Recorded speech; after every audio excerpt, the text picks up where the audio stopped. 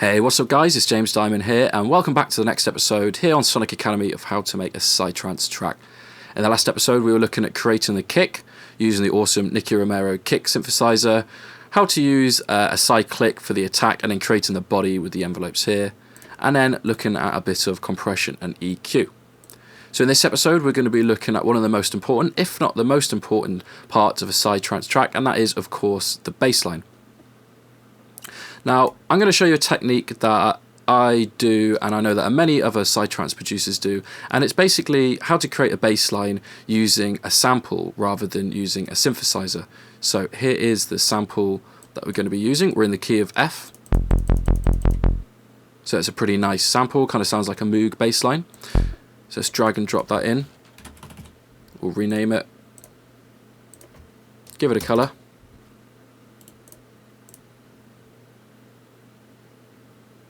And then we'll create a new pattern. So let's get that into the project, and let's get the kick in there as well.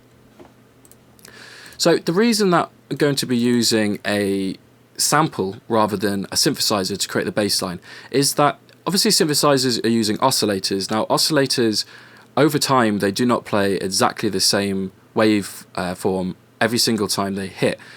They can change slightly, they can move up and down. They're not going to play exactly the same note every single time. There's going to be very slight differences in the waveform. Now this can cause problems when it comes to EQing and compressing, that if the waveform's not playing exactly the same thing, then where you're starting to EQ and compress, they're going to change over time, so it's not going to be consistent. With Psy Trance, obviously the bass line has to be 100% consistent throughout the entire track. So that's the reason why I'm going to be using a sample. So if we listen to the sample, I'll just link it to a channel. You can hear that it's exactly the same note being played each time. So it's very clear sample to start with, very nice, some nice high end and some nice low end.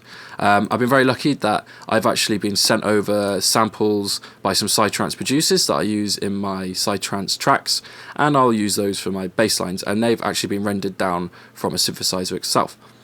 So let's go ahead and enter our bass line, and I'm just going to go and add in the 3 kind of 16th notes, and let's have a listen to this. Pretty standard, pretty rubbish to be honest. There's not much groove to it and it doesn't sound too great whatsoever. The first thing that I'm going to do is I'm going to make sure that the sample is a little bit shorter, because at the moment the sample is actually, it's not stopping before the next note plays, so there's some overlap within the actual note itself. So if I just put this into a visual kind of representation for you, the notes are actually overlapping slightly. So this note is overlapping the next and the next, and that's not what we want. We want them to be stopping as soon as the next one starts. So in order to do that, we've opened up the sample. We're going to go into the insert settings. We're going to be on the volume envelope here, and we're going to pull the attack, the decay, the sustain, and the release all the way back. And then I'm going to use the hold here to actually decrease the length of the note. So I'll play the pattern, and then I'll pull the hold back so you can see and hear what it sounds like.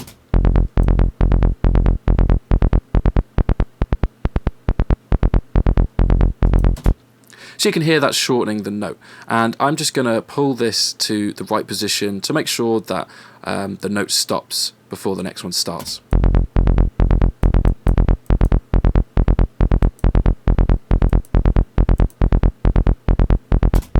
I think that sounds pretty good. So liking the sound of that. So you're getting a very defined hit every single time. There's no overlap. And we can quite clearly hear that there's 3 notes playing at once. So the next bit is going to be creating the groove. So at the moment, like I say, and it's very kind of standard, there's nothing much to it. We're going to create the groove, and the way we're going to do that, rather than using a sidechain compressor or a ducker to kind of duck and the first notes to create the groove, we're just going to use the velocity, which is something I like doing. I feel that you get a bit more control over the sound itself. So this is the velocity section down here. You've got, if you right click on this grey section here, you've got various different parameters, and just make sure that you're clicking on the velocity section there. And all I'm going to do is I'm going to click and line them up with this horizontal line here. Let's have a listen to see how that sounds. So that's actually created some groove for us, which is quite cool. So that's a very, very standard kind of bass line, and we're going to be using this one throughout our project. But it's not to say that you can't go ahead and actually create another type of groove yourself. You know, you can mess around and play around with these notes and try and create a different groove just by moving the notes up and down and see what you can come up with.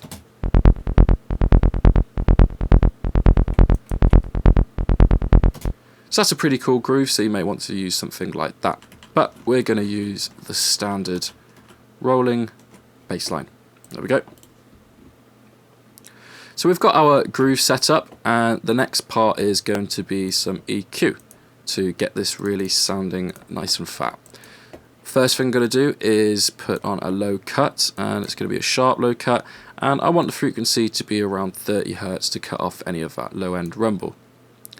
Now, the way that I EQ my bass line, obviously I want to make sure that I'm EQing at very specific points. I'm not just going to boost the low end at any old point and see how it sounds. I want it to be very, very specific.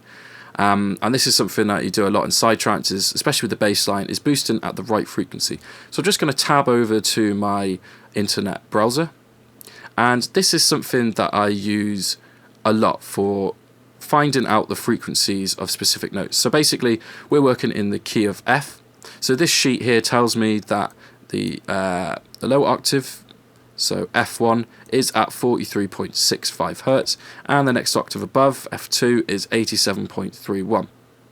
So this is a fantastic sheet for finding out if what key you're in and the exact frequency that you need to boost or cut for that key. In order to find this sheet, you just need to type into Google frequencies of musical notes, and it's just this first one that pops up here, and click into it.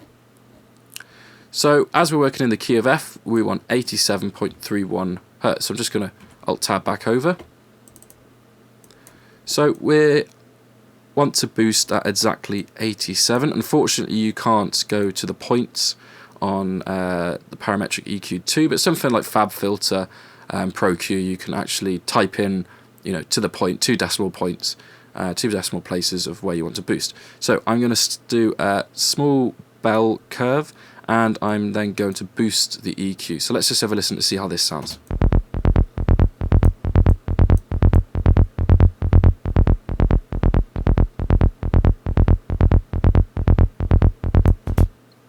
So the good thing about actually boosting this specific frequency, we're in the key of F, we're actually boosting the note F, the frequency F, and obviously there is going to be some kind of spell out to the other frequencies to below and above it, but we are boosting primarily the note F, and this is really going to help bring out the low end of this note itself.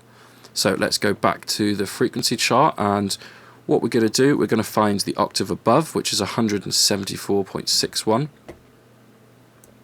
So 174.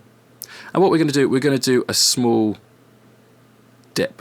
173, that'll have to do, can't seem to get any closer.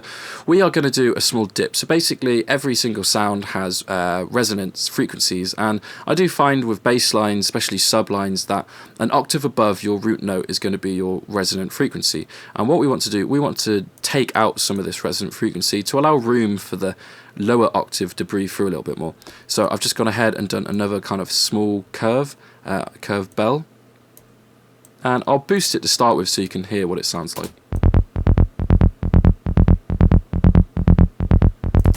So you can clearly hear that that octave doesn't sound very nice. It's a lot of resonance. It's kind of got a very kind of strange woolly type sound to it. So what we're going to do, we're going to pull part of this out.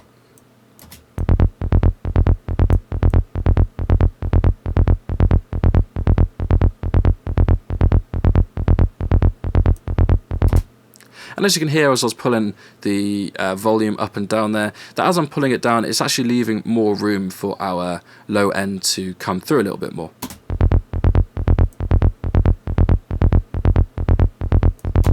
You can actually hear the resonant frequency being pulled out.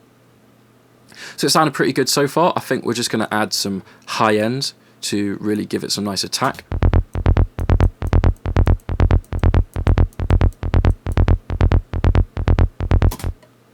So that's sounding pretty nice already. So I'll just toggle the EQ on and off so we can hear exactly what we've done.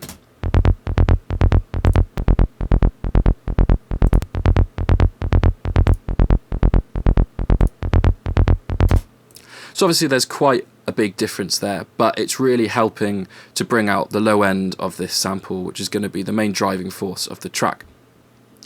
So next, what I'll usually do, I think that it sounds pretty good at the moment. In fact, let's just have a listen to see how it sounds with the kick drum.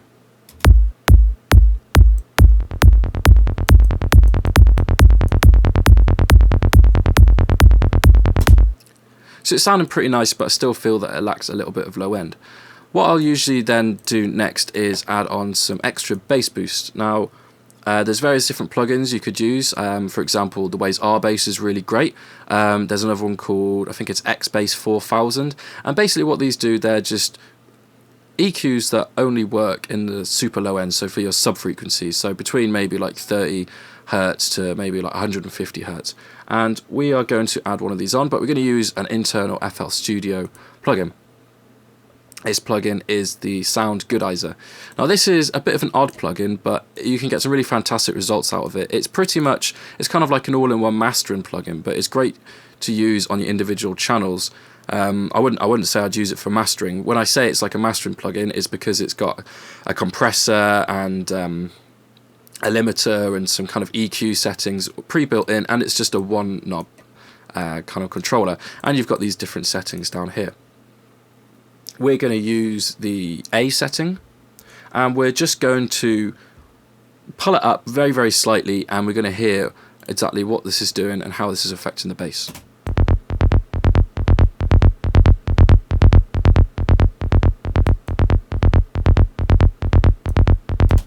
So you can hear that's giving it a nice boost on the low end, and it's just giving that little bit extra bit of oomph. So liking the sound of that, so I'm just going to think about there, sounds good.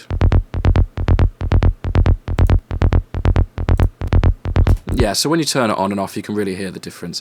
So let's turn off the entire effects on the bass line, and I'll turn them back on again so you can hear how they sound. So this is without any effects on.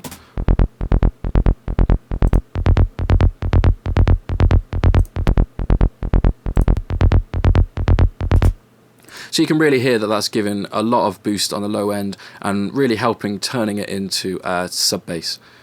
So let's go ahead and make sure that our kick and our bass are sitting at the right volume. So we are going to go onto our master, and I'm going to open up the Voxengo Span. Well, this is a frequency analyzer. It's a free plugin that you can get from the Voxengo website.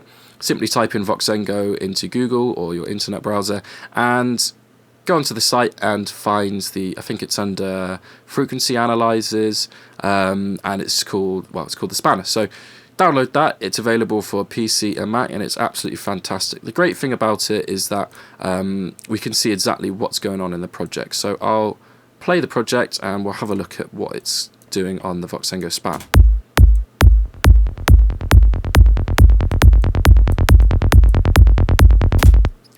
So we can see exactly the frequencies are being played in the mix. I've got this on high res mode. There's also the default mode, which shows you a more smooth curve of the frequencies. I like to have it on the high res mode, particularly for when I'm doing very kind of fine tuning sections like we're doing right now. So I want to make sure that my kick and my bass line are at the right level. Now the great thing about the Span is that I can obviously see on the high res mode, I can see my kick and I can see my bass line. Now I'm going to play both of them together, and I'm going to listen, and I'm also going to watch and make sure that both of the kick and the bass are sitting at the right volumes.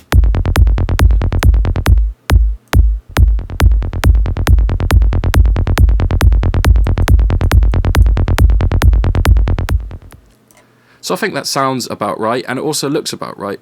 As you can see here, this is our kick drum and this is our bass line, and they are pretty much sitting in the same area, and it sounds right, it looks right. I'm going to trust it, and let's go with that.